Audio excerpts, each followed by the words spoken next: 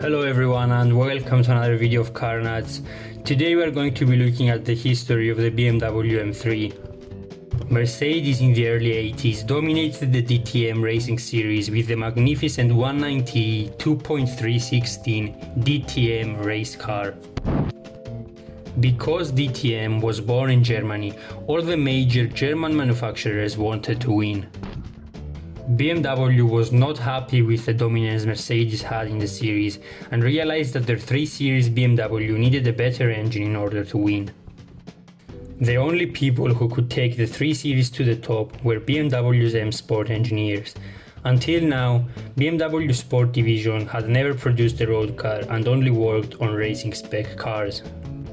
However, homologation rules stated that at least 5,000 road-going versions of the racing cars should be built. This racing series was meant to be for modified street cars and not for pure racing cars. BMW had no other choice but to make the new racing car available to the public. The sales department didn't think there would be enough demand for the 5,000 cars, but the project went ahead anyway. BMW's M Sport division went straight to work using the 6-cylinder M88 engine from the earlier M1 sports car. The original 6-cylinder engine was thought to be too heavy for the 3 Series, therefore it was converted to a 4-cylinder. M Motorsport reworked the suspension, throttle, brakes and redesigned nearly all of the 3 Series body panels to be more streamlined, efficient and aerodynamic. In 1986, the car we all know and love was created, the beautiful E30 M3, a 3 Series with a straight 4 200 horsepower engine, lowered suspension and wider arches, a car made to handle great while also being fast in a straight line.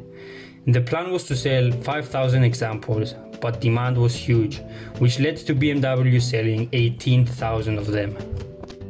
Because of its success, other variations like the Evolution and Sport Evolution were made. Most importantly, however, BMW engineers had now achieved their goal.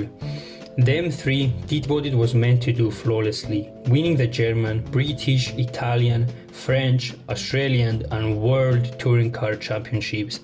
It is safe to say that the E30 M3 is one of the most successful race cars of all time.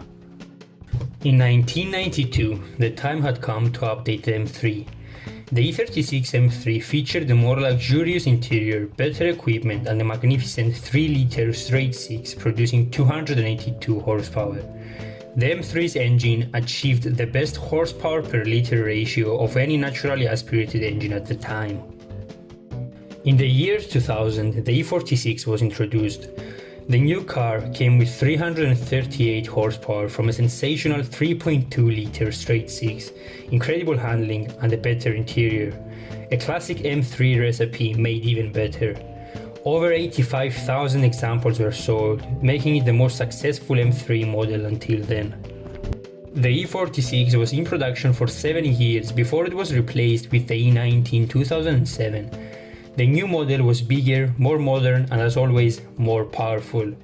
The M3 was no longer powered by straight 6. Instead, a 414 horsepower 4-liter V8 now lived under the hood, which made the E90 a pure monster. In 2014, BMW introduced the F80 M3. The new M3 was only available as a 4-door and its 2-door variant was now a whole new car, the M4. A twin-turbo 3-liter straight 6 now powered the new M3. The new engine made 425 horsepower and because of being turbocharged it produced 111 pound-feet of torque, more than the E90. M3 purists didn't enjoy the new M3's electric steering and turbocharged engine. However, the F80 M3 carries over all the traits that make an M3 great: practicality, comfort and driving pleasure.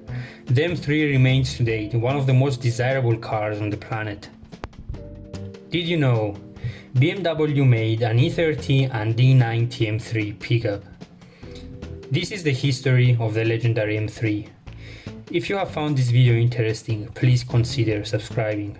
Thank you for watching and see you on the next one.